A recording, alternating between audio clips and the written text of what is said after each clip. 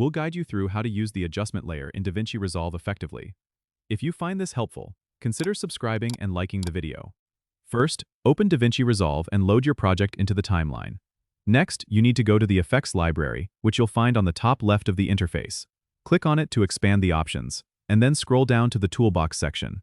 Within the toolbox, find and click on Effects. Here, you will see the Adjustment Clip option.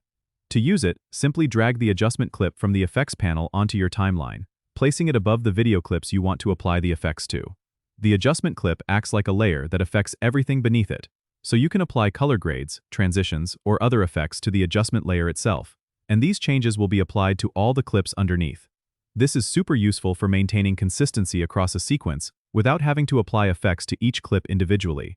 You can adjust the length of the adjustment clip by dragging its edges, just like any other clip. If you want to adjust the properties, make sure to select the adjustment clip and then head over to the inspector panel on the top right. From there, you can tweak settings like opacity and other effect parameters depending on what you've applied. This process can save you a ton of time in post-production, especially if you're working on a complex edit. Remember, any effect you apply to the adjustment clip will affect all clips below, so use it wisely to ensure everything looks cohesive. Don't forget to subscribe and comment if this helped you out.